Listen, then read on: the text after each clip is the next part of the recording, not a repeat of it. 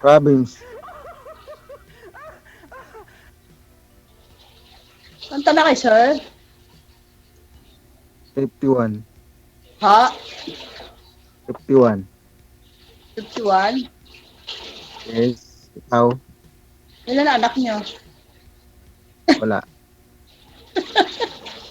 Wala pa asawa. Presensya na, first time. Pangatlo na ako. Ha? Pangatlo na ako dito. Pangatlo ka na? Nasumali dyan? Opo. Ilan taon na po kayo, ma'am? Ha? Ilan taon na po kayo? 50 plus.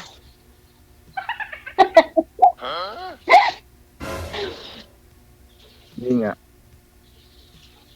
Medyo naiya? Parang 45 lang. We. Saan Oo. banda? Sa peace. Sa kayo nakatira, sir? Bulacan. Bulacan, sa Bulacan. Baliwag. May kapatid ako dyan, nakatira sa Baliwag. Saan gawi? Di sa may... Hindi ko na alam kung banda. Nahiya ako. Sige na Malangin, po. baliwag. First time lang. Huwag kang mahiya. First time eh. Ilan anak mo? Isa, babae. Isa lang. Malaki na. Ang malaki na siya, syempre. 17 years old. Dalaga na. Nag-aaral. Yes naman.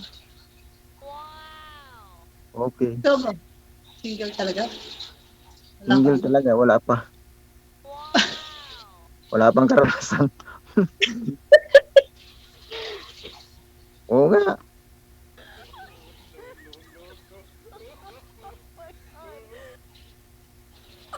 Baka sakaling Ha? ikaw na.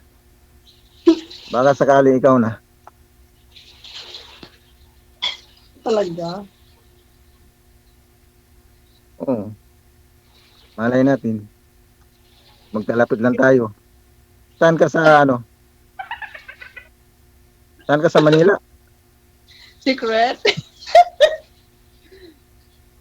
Dito lang sa may sukat. Sukat Paranaque. Yes. Matagalin ako dyan Sa banda. Sa may Ibacom.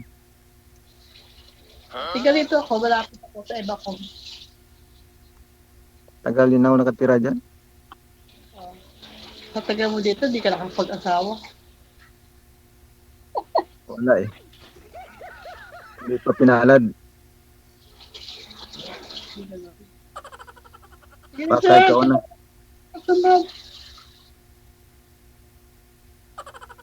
Ay, ako, sir. Ano bang pinagkaabalahan mo dyan? Ay, ako, tataba ako. Ha? Wala. Ah,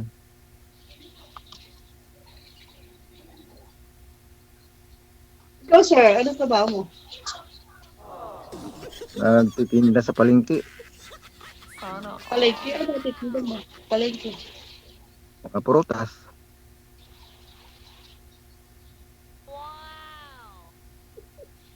Prutas lang.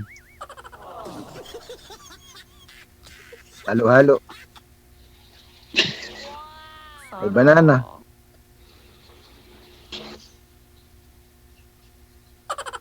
Ganun lang hanap buhay.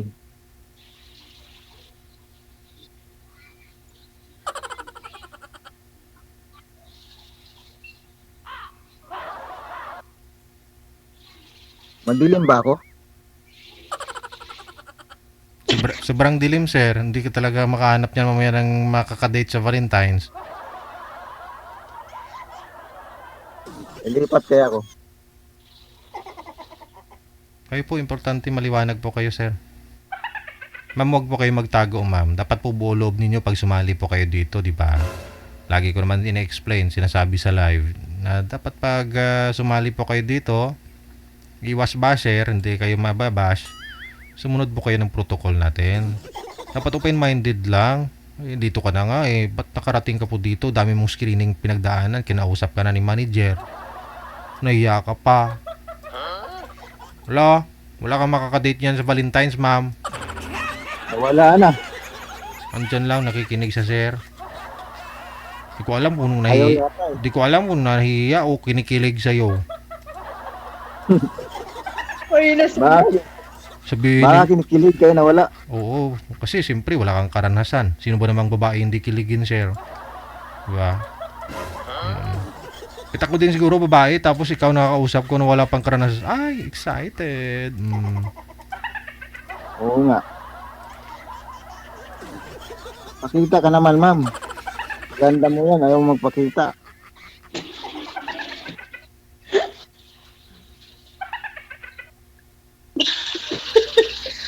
Kinikilig niya yung lula ko eh. Nanonood siya ngayon, no?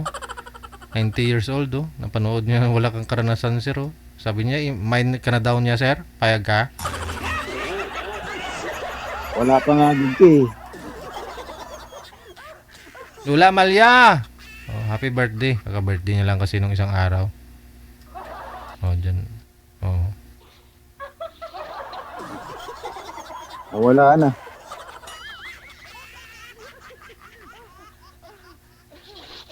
Madam, ano nung balak mo sa buhay mo? Ayaw na yata, DJ. Alam ko naman na kinikilig ka. Ganun talaga, mami. Siyempre naman. Naunawaan kita. Ikaw ba naman yung nakausap sa isang binata? Walang karanasan? Ma'am, magpakita ka naman.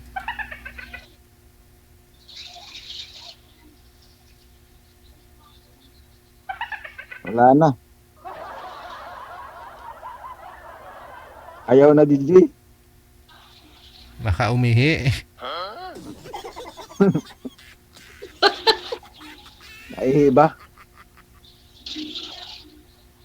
Madam Amalia? Oh, Amalia. Madam, anong pong pangalan nyo? Amalia tuloy.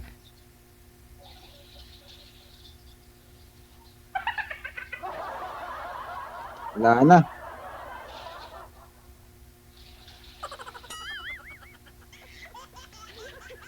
Hindi tinadhana.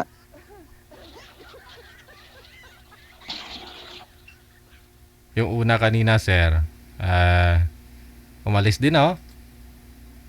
Nahiya eh. Oo, tapos kasi yung mga babae kasi, sir, nawaan naman na po natin yan. Kasi bibira lang kasi sila nakikipag-usap sa sa lalaki wala pang karanasan, ganun siguro.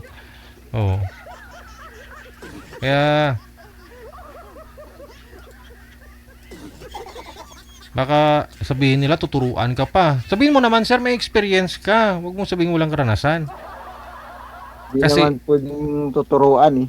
Hindi na. Tanda na natin. Oo. Kasi parang nag-apply ka po nun sa trabaho na matagal ka na nakapag-graduar. Oo. Kunyari, nasa 51 na po yung edad mo, wala ka pang experience sa trabaho.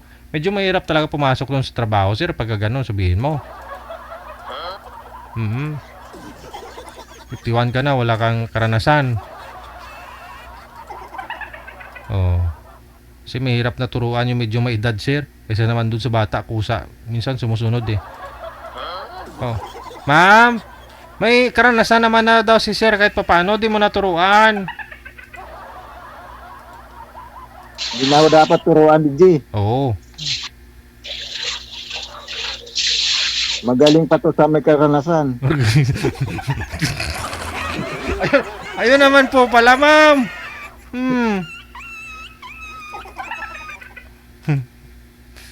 Ito lang yung walang karanasan na mas magaling pa sa may karanasan. Ma'am. Hindi yan makukuha sa salita. Oo nga. Makikita yan sa gawa. Sa gawa, no? Magkita kayong dalawa. Oo. Kasi Okay. Paranaque lang, sir, eh. At alam mo kung saan po siya banda. Di ba? Doon ka po dati nakatira, sir? Oo, Paranaque. sa ano, Paranaque. Saan po doon sa Sukat, banda? Sa may BF home. Doon ka po dati nakatira o siya si ma'am sa BF Home? Paranaque. Hindi ako. Ah, ikaw. May bahay ka po doon, sir? Hindi, Gigi, nag-ano lang ako. Nag-renta lang ako. Kasi nagtitinda kami sa palengke. Di ba yung BF Homes, hindi basta-basta yan, ha? Yamanin yung mga nakatira dyan, ha?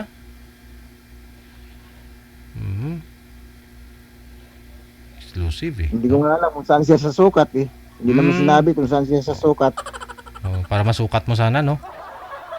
Kaya nga, susukatin ko sana. Aragay! Kung anong kalalim yung pagmamahal niya sa'yo. Ayaw eh. O sige, yun na lang po, ha. I-PM mo si ma'am. Baka sakali pong re-replyan niya, edi tawagan mo mamaya kasi naka-off cam na. Ha? Pangatlong sali mo na po ito, sir. So good luck po sa'yo. Maraming salamat.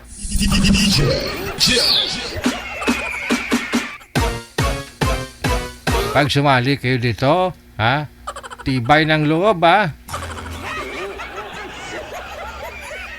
Kasi kahit ako, di ko po alam kung sino po yung tatawagan ko, yung magiging guest namin, no? Kasi si manager lang po yung may alam po niyan. O, di ko nga po alam minsan, may kamag-anak ako nagpa-line up, di ko lang sinasabi. Kasi di ko nga po alam, nasasali o ano eh, no? Alam ko naman po yon on the spot, no? Tatawagan namin kayo.